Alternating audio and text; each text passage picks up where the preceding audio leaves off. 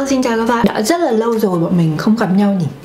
Thực ra là mới chỉ có một tuần thôi chứ mấy. Video ngày hôm nay thì Hà muốn chia sẻ với các bạn những món đồ trang điểm đến từ Hàn Quốc mà Hà mới lượm lặt được trong mấy tháng gần đây. Trong video 12 sản phẩm dưới 200.000 và trong một cái bức ảnh mà Hà post ở trên Instagram của Hà thì Hà có nói với mọi người là gợi ý cho Hà một số món đồ makeup Hàn Quốc mà mọi người thấy ổn nhất. Không biết là mọi người có để ý không thì nhưng mà makeup ngày hôm nay của Hà toàn bộ là makeup Hàn Quốc đó. Nói tóm lại là không dài dòng nữa, hãy cùng xem là Hà đã mua gì trong mấy tháng vừa qua nhé.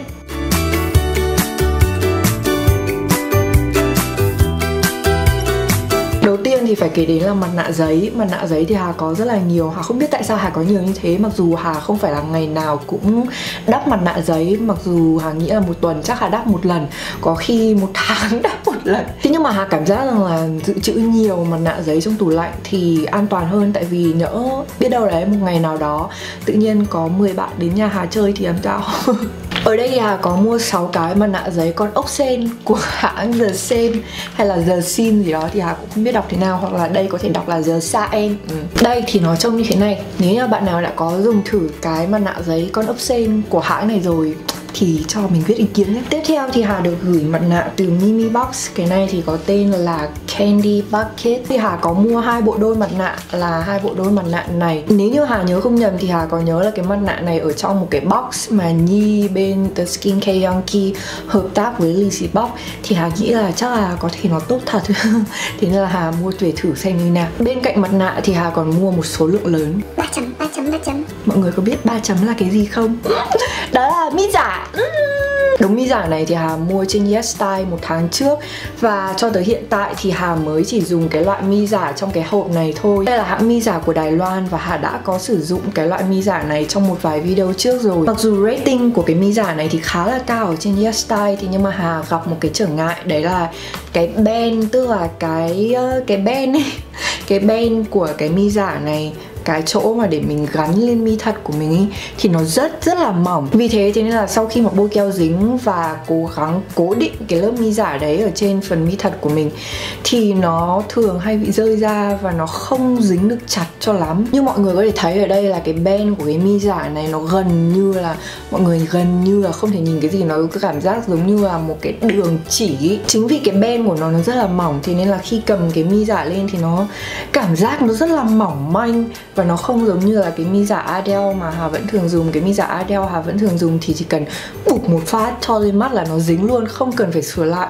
Còn cái mi giả này tại vì cái band của nó mỏng quá thế nên là Hà gặp rất là nhiều trở ngại. Nhiều khi đang đeo được 30 phút tự nhiên nó rơi Tụt một cái. Thực ra là nó không rơi tụt một cái như thế này, nó bị lỏng phần đuôi với cả phần đầu thế nên là nó bị rơi ra thôi. Tuy nhiên thì cái lớp mi giả này nó rất là tự nhiên và khi mà đeo lên thì cảm giác mình vừa mới chuyển quốc tịch Hàn Quốc vậy. Tiếp theo thì Hà có mua khăn giấy tẩy trang của Skin Food. Đây là loại khăn giấy tẩy trang mà nó có nhúng dầu, tức là nó là Deep Cleansing Oil Tissue. Cái loại khăn giấy tẩy trang này thì nó khác với cái loại khăn giấy tẩy trang ví dụ như là của Simple mà Hà nói tới trong video, tức là tại vì tẩy trang. Cái loại của Simple đấy là cái loại dùng nước dung dịch tẩy trang để thấm vào cái khăn giấy tẩy trang. Còn cái loại này là dùng dầu để thấm vào. Cái giấy tẩy trang này thì lần đầu tiên Hà sử dụng, Hà cảm giác là Hà không phải dùng nhiều lực để kéo cái khăn giấy tẩy trang đấy trên da mặt. Tuy nhiên thì Hà mới chỉ sử dụng cái em này được một lần thôi, thì nên là đợi sau khi Hà dùng hết cái gói này thì Hà sẽ review với mọi người về em này trên Instagram. Ok, tiếp theo thì là son.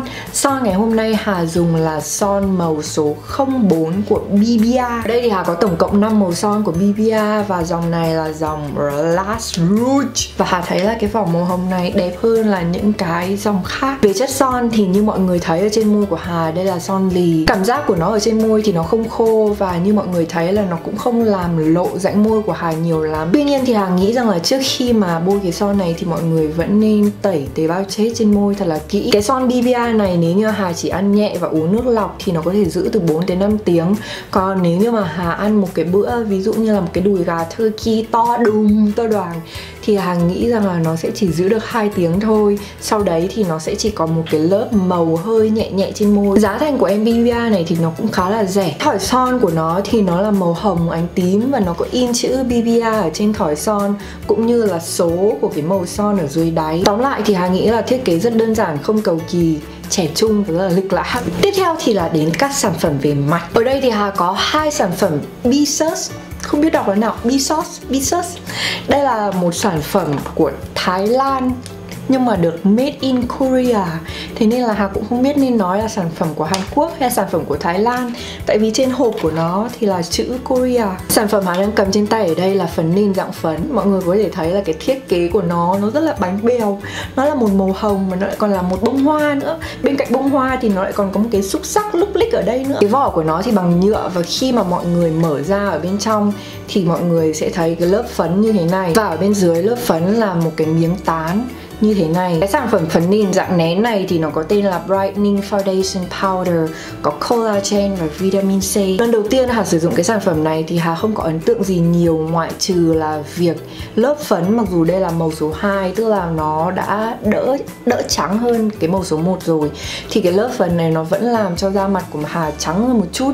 Tuy nhiên sau một thời gian tầm 1 tiếng tới 2 tiếng gì đấy thì nó bắt đầu xỉn màu xuống, trùng với màu da của Hà. Hà cảm giác rằng là cái phấn phủ dạng nén như thế này thì phù hợp với những bạn mà có da dầu như Hà hơn. Còn với những bạn nào mà có da khô thì không nên sử dụng loại này. Sản phẩm thứ hai của Bisos hay là Bisos gì ấy thì là một sản phẩm tạo khối. Sản phẩm này thì Hà nhớ rằng là Hà có dùng trong một cái video makeup trước đây rồi. Tuy nhiên thì tại vì hôm nay Hà không có một cái sản phẩm tạo khối nào của Hàn Quốc cả, thế nên là Hà quay trở lại sản phẩm này. Như mọi người thấy ở đây thì cái mẫu mã của nó là hình một cái lá 4 cánh, và ở trên này thì nó có thắt một cái nơ. Cái nơ này thì Hà cũng không biết để làm gì, không biết là để đẹp hay là để buộc vào cái gì đấy. Thế nhưng mà Hà nghĩ là cũng không tồi. Cái phấn tạo khối bên trong sản phẩm này thì Hà đặc biệt thích cái phần phấn tạo khối màu đậm hơn này.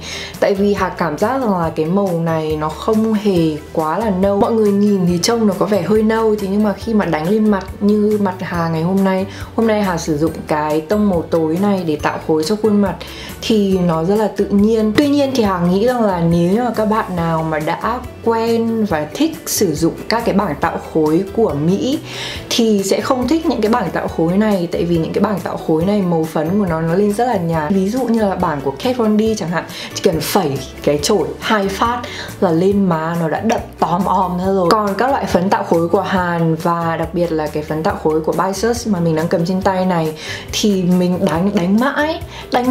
đánh mãi cũng không hề sợ nó bị quá đậm trên mặt. Thế nên là Hà nghĩ rằng là đối với những bạn nào mà mới bắt đầu tạo khối, hoặc là những bạn nào mà hay quá tay, thì nên sử dụng những cái màu tạo khối mà nó nhạt như thế này. Tại vì màu của nó khá là nhạt, thế nên là mọi người có thể kiểm soát và điều chỉnh được cái lượng phấn ở trên mặt. Ví dụ như là ngày hôm nay Hà phải đánh tới 20 lần trên mỗi một bên mặt như thế này để có được một cái khối nó như này. Sản phẩm phấn phủ mà Hà dùng ngày hôm nay là sản phẩm phấn phủ của Eclipse. Cái màu Hà dùng là màu số 23, thế nhưng mà Hà cảm giác rằng là kể cả đã dùng màu số 23 rồi thì nó vẫn hơi trắng quá so với mặt Hà. Vậy nên là nếu như bạn nào mà có cùng tông màu giống như là tông màu của Hà, hoặc là tông màu mà sạm hơn hoặc là đen hơn Hà nữa, thì không nên mua phấn phủ của Eclipse. Sau lần đầu tiên sử dụng cái phấn phủ này của Eclipse thì Hà cảm giác là nó cũng được, nó không phải là quá hoàn hảo. Về khả năng kiềm dầu của cái phấn phủ này thì nó cũng ở mức trung bình khá,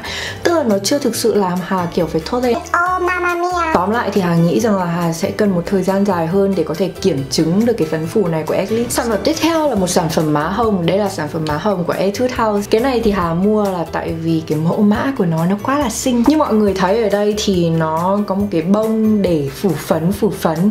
Thế nhưng mà Hà không dùng cái bông này. Cái phần má hồng này khi mà lần đầu tiên Hà mới swatch ra tay ấy, thì nó không lên màu một chút nào. Hà mới kiểu Ôi trời ơi, mình mua má hồng hay mình mua phấn phủ, tại sao nó không lên màu một chút nào? Thế nhưng nhưng mà ngày hôm nay khi mà trang điểm cái mặt này và dùng chổi để lấy phấn ra và đánh lên mặt thì Hà thấy nó khá là ổn. Mặc dù nó không lên màu đậm như ý Hà muốn, thế nhưng mà Hà nghĩ rằng là đối với những bạn nào mà trang điểm nhẹ hoặc là thích phong cách trang điểm kiểu Hàn Quốc thì những cái phấn phủ như thế này là ổn rồi. Sản phẩm tiếp theo mà Hà mua được trong đợt vừa rồi đấy là kem lót mắt cũng của Etude House luôn. Kem lót mắt này thì nó ghi là waterproof, tức là chống nước, thế nhưng mà Hà vẫn chưa kiểm nghiệm được cái công dụng này. Tuy nhiên thì lần đầu tiên mà Hà sử dụng cái kem lót mắt này của Etude House thì cảm giác nó rất là lạ, tại vì nó không giống như những cái loại mà kem lót mắt Hà đã sử dụng trước kia của Mỹ. Kem lót mắt này của Etude House thì nó rất là mỏng, nó rất là nhẹ, mịn và lỏng nữa. Cảm giác nó không dày và đặc giống như là kem lót mắt của Urban Decay. Nhưng mà điều quan trọng là nó rẻ và nó làm tròn cái nhiệm vụ của nó, thế nên là Hà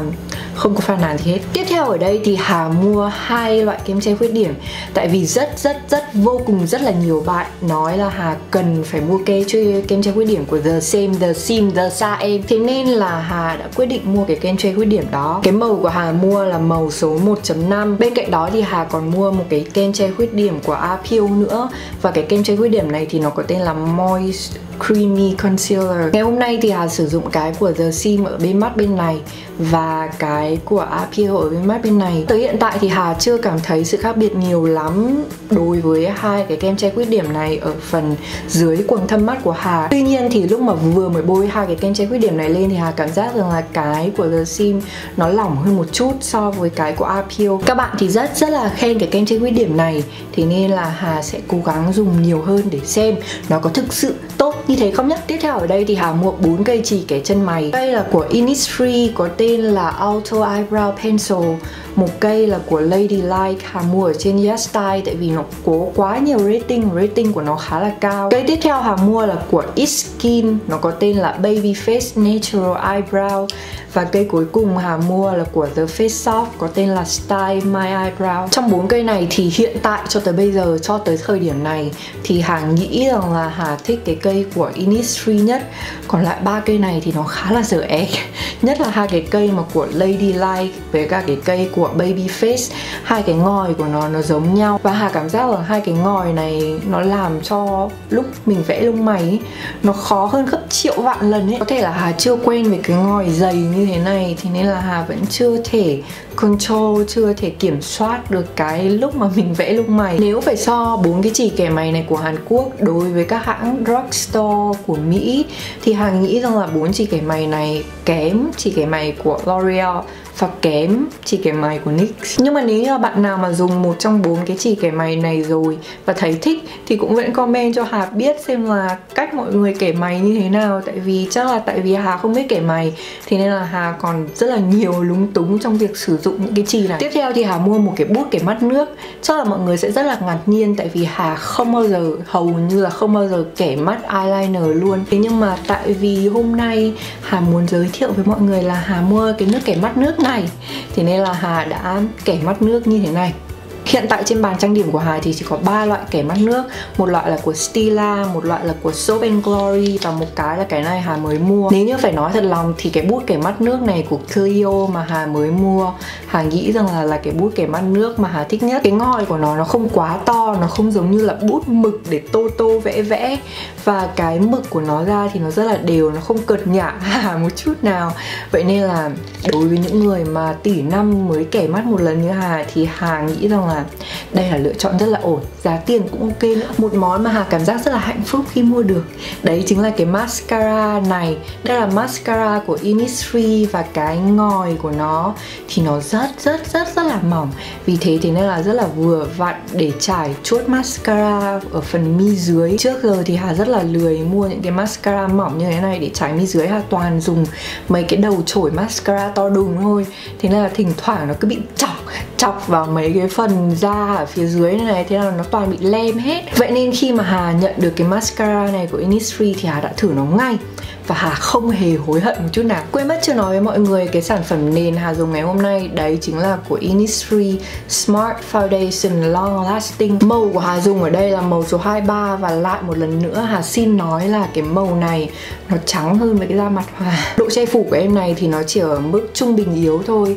Thế nên là trừ khi da mặt bạn nào giống như kiểu da da mông em bé thì rất là ổn, rất là ok. Còn nếu như mà da mặt bạn nào mà nhiều mụn và nhiều vết thâm như Hà thì Hà nghĩ rằng là không nên mua cái kem nền này. Thêm một điều nữa, Hà cảm giác là cái kem nền này nó rất là khó tán và nó không ăn vào da, tức là nó chỉ nằm chừng hững ở trên da ấy, cảm giác nó rất là khó chịu và cảm giác nó không đẹp lắm. Tuy nhiên thì Hà cũng sẽ cho một điểm cộng, tại vì em này có SPF 30 PA cộng. Nếu như bạn nào mà đã từng sử dụng qua cái kem nền này rồi và có phản ứng tích cực thì comment phía dưới cho Hà biết nhé, tại vì Hà không nghĩ rằng là Hà thích cái kem nền này một chút nào. Sản phẩm cuối cùng ngày hôm nay là một cái bạc màu mắt nhỏ. Bảng màu mắt này là bảng màu mắt của Etude House và Hà tại vì nhìn thấy nó rất là đẹp thì nên là Hà đã mua luôn.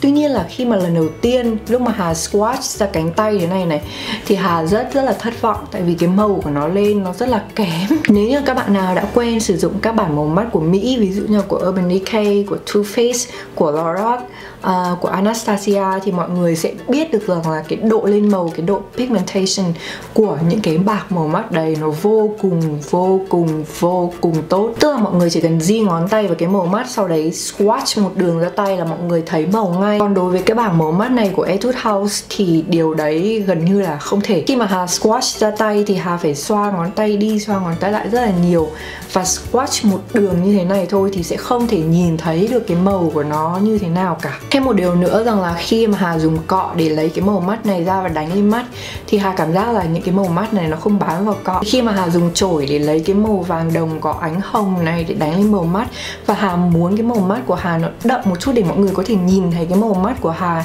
và nhìn thấy là nó đang lóng lánh, tức là mình có trang điểm mắt, thì nó không hề đậm một chút nào. Vì thế nên là Hà rất là thất vọng. Tuy nhiên nếu như là các bạn dùng ngón tay để đánh mấy cái màu mắt này lên bầu mắt thì cái chất lượng màu lên nó sẽ tốt hơn là dùng chổi. Nói tóm lại thì 4 cái màu mắt trong cái bảng màu mắt này của Etude House thì nó rất là xinh, thế nhưng mà cái độ lên màu của nó thì nó rất là nhẹ và rất là yếu thôi. Nếu như bạn nào đang cần tìm mua một cái bảng màu mắt nhỏ để trang điểm hàng ngày, hoặc là nếu như bạn nào thì chỉ thích trang điểm nhẹ thôi, thì Hà nghĩ là sẽ rất là phù hợp với những cái bảng màu mắt như thế này của Etude House. Còn đối với Hà thì tại vì màu mắt của nó khi lên mắt nó rất là nhạt, thế nên là Hà không thích như vậy. Vậy thôi, trên đây là tất cả những sản phẩm mà Hà lượm lặt được trong mấy tháng vừa rồi. Toàn bộ ý kiến trong video này thì đều là ý kiến chủ quan của Hà, xuất phát từ cảm nhận cũng như là từ kinh nghiệm và sở thích cá nhân của Hà thôi. Thế nên là có một vài sản phẩm thì có thể Hà không thích, thì nhưng mà một vài bạn khác thì lại rất là thích.